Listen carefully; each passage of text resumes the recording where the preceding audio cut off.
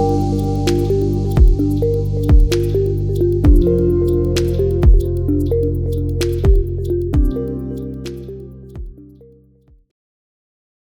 hello everyone, and welcome to the new episode of Punarmilan, an alumni podcast where we call our alumni to the campus.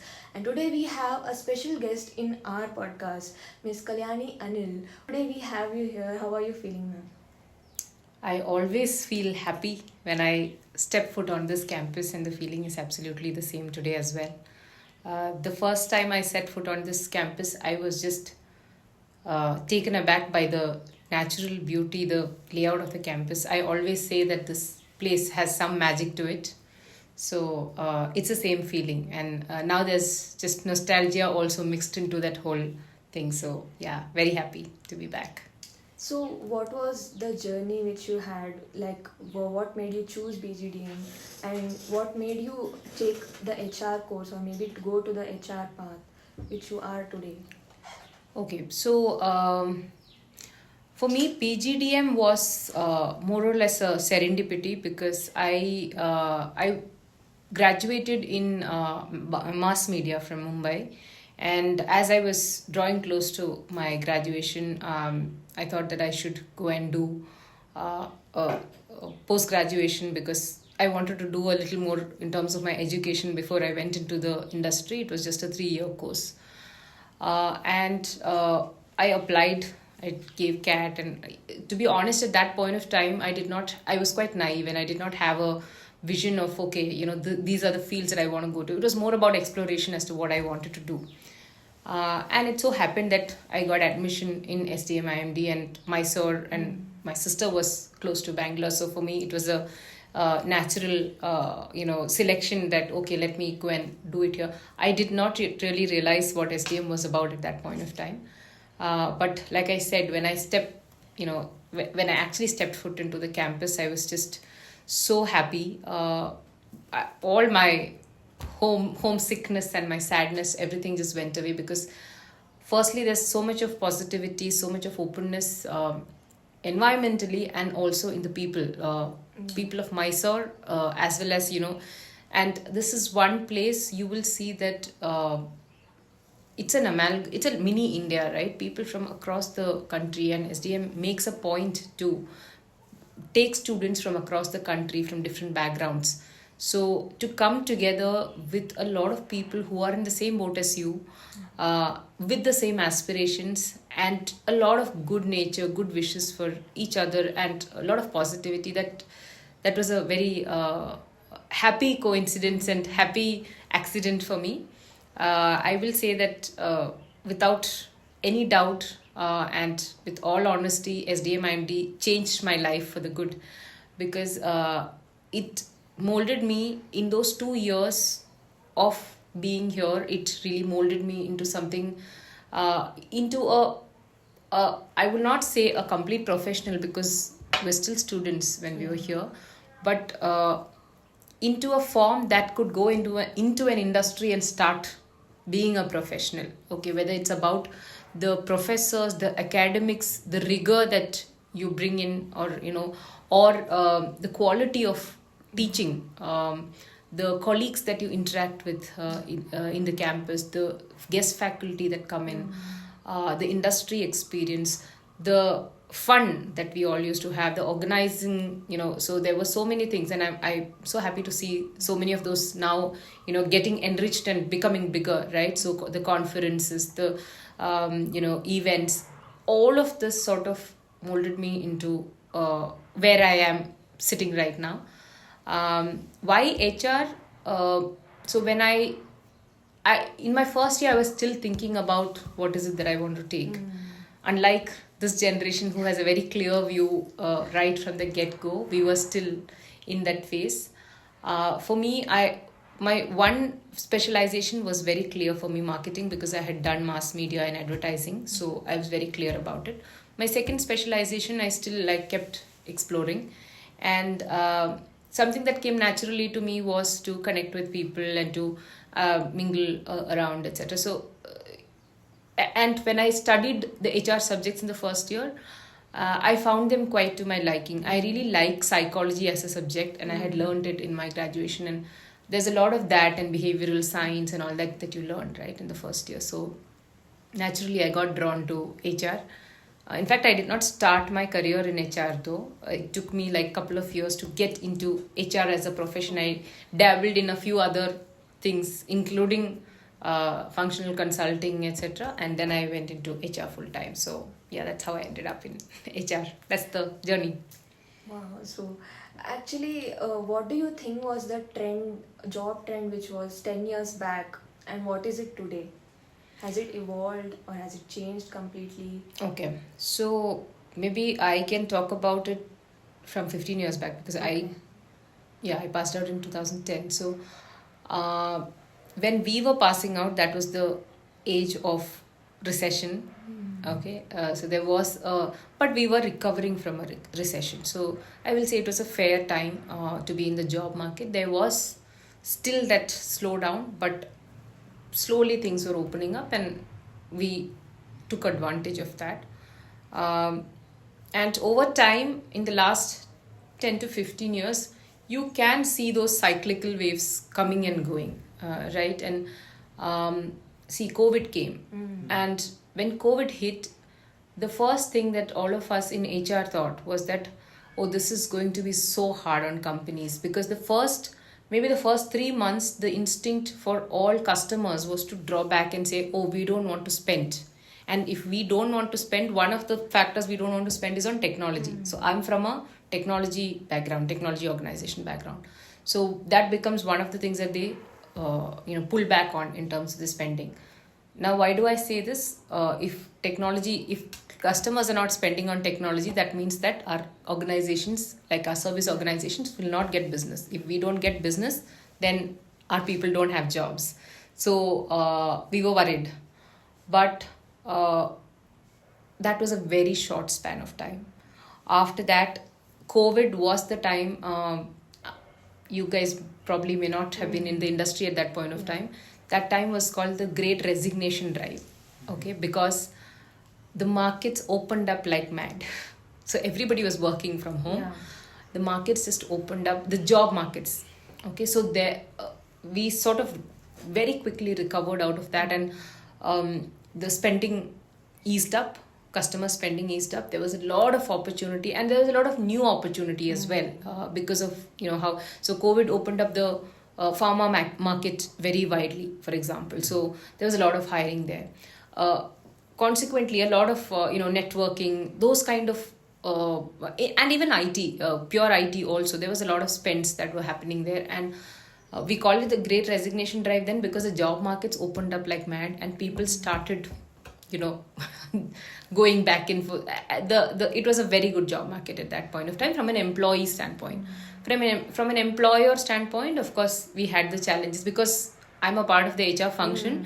So attrition became our first 3 priorities, because it was just very difficult to keep people in. People were getting increments like 50, 70%, 100%, or even more than that sometimes. And it's very difficult, right, to keep back people. Again, that's why I said that these are cyclical. Industry has a way of normalizing these things, over time. Slowly, after that, of maybe in the last couple of years, with the surge of AI and a lot of other factors, companies have again started rethinking or becoming a little more conservative about how they want to spend on IT. And if AI is so huge, then do we need as many human beings? Can we do a human plus technology sort of an approach, right? So which means that there's again a little more caution, and things are not to say that it's not like a recession or anything. It's a different sort of a dynamic right now in the industry, but there is a little more caution. It's become a little more on the side of cautionary recruitment. Okay, so, and I'm sure, when this is also one part of the cycle. When, for example, if people go back and get skilled in AI, then there will be a lot of demand for those type of people. So these are all like cyclical things that our industry will go through. At least in my last 15 years, I've seen this happening multiple times. Recession has happened, surge has happened, again recession has happened, AI has happened. So it's all going on. Ma'am, you spoke about job trends. Yeah. So in the interest of our viewers, what exactly company look for a candidate when they come for recruitment? Do you mean this in context of HR candidates, Yes, or ma'am. in general? In general, ma'am. In general, okay. See, depending on the role, obviously, the employer will look for different skills, but some of the basic things that maybe when you go into the market, when you're like getting ready to go into the industry, that you can prepare for. One very important factor is resilience. Okay, so I think we were earlier hearing about how asking a report can trigger a very extreme reaction, right? See, these are all contextual. We don't know what is the background of the person who reacted like that, etc. But see, your career is a long game, right? You cannot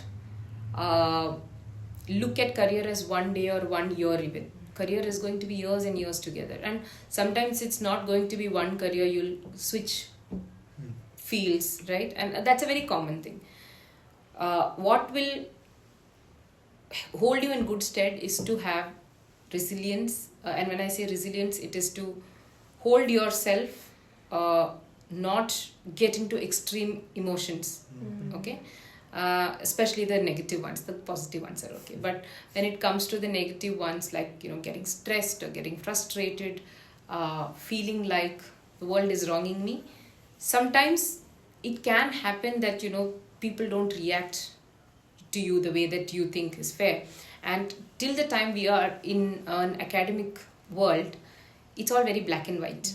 Your professors typically will not behave in a way that is completely unfair. You may feel, this professor is not being very fair and all, but even then there's always that there's always that line, and there's always a right and a wrong that's very clear.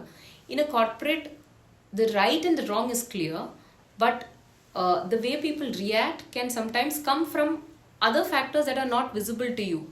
For example, your manager may come and tell you something that suddenly, in a different mood, and you worked the previous whole day for something, and then they don't give you the reaction that you're looking for.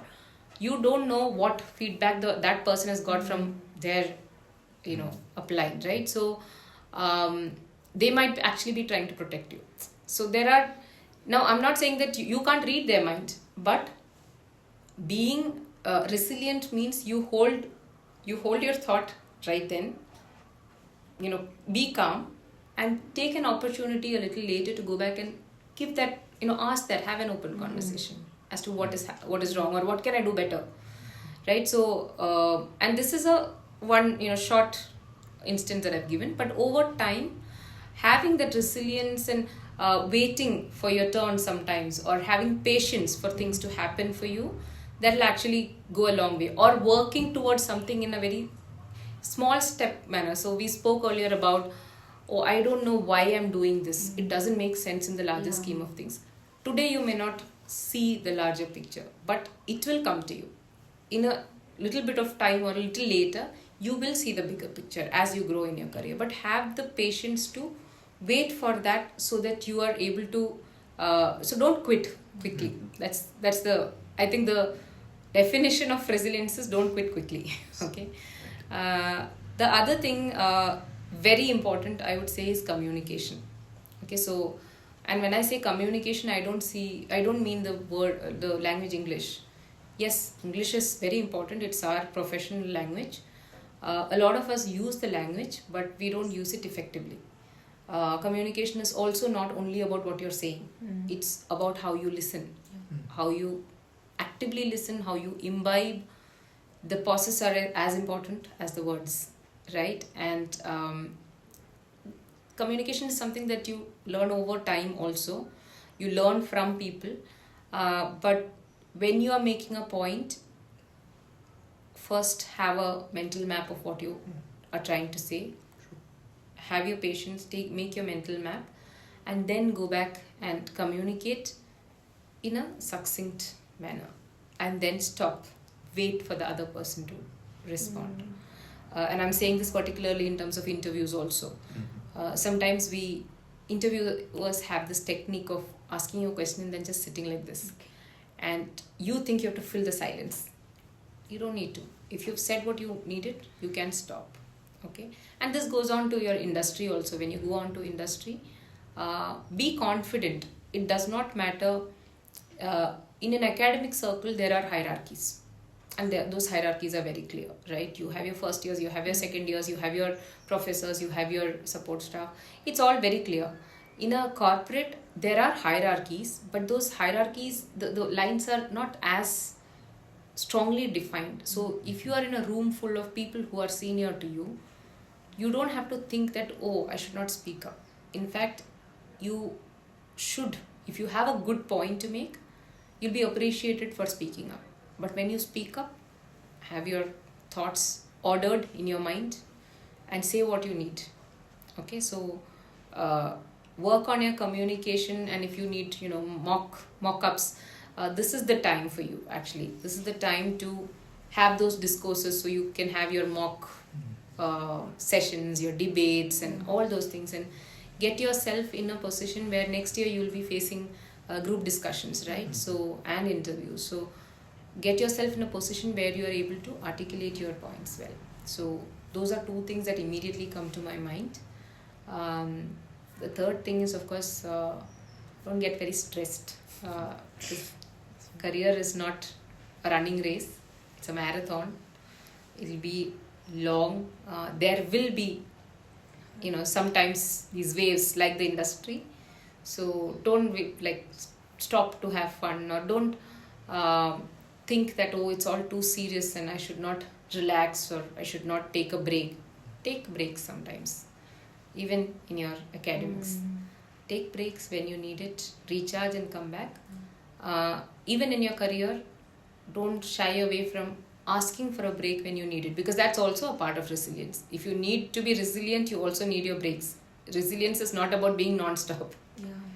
If you don't want to quit, you have to take small breaks in between. Okay, so those three things. So you spoke about stress. So how do you usually handle your stress? Good question. I hope you have edits on this. So it depends on the situation, to be honest. See, I can give you a very textbook answer that I take a deep breath and I meditate, etc. I don't. It depends on person to person. I'm not somebody who gets stressed very quickly, but over time, you build that skill, because when you look back, the first time something stressful happens, you feel that the world has come crashing down on you, and then you recover out of it, and that becomes a lesson for you. So next time that happens, you know that, this will happen, but I'll also recover out of it. So those experiences make you feel like, okay, this is not the end of the world. There is something after this also, and I will get, and whether that's personal or professional, I will get through this, and I will live another day and, win another day also. That's one part of the experience bit of it. I take my breaks when I need. I take help from people around me, whether it's colleagues or family members. I do not shy away from asking for help. A lot of times we put the weight of the world on us and think that we have to hold it all in ourselves only. Especially when you go to a workplace and you're new, don't think that, oh, I cannot share this with anybody else. If you have questions, just ask, because this is the time you can ask, right? And like that, at any point when you need help, ask people. Share with others, because when you share, you'll understand you're not the only one in that same boat. You'll know that there are other people. So what was it, 3 Idiots, there is a line, that you feel happier knowing that your Yeah. your friend is also in the same boat. It's the same thing really in life also, right? You feel happier knowing that you're not alone in that situation. So share. I think I share a lot, so that becomes a lot of, for me, when I share, it just dilutes a lot. So, Maybe and it's yeah, just the way of thinking. yeah, just the way of thinking, and maintain your friends. I still have my MBA friends because they are the ones that I've lived with, right? So I still have my friends. So maintain your friendships.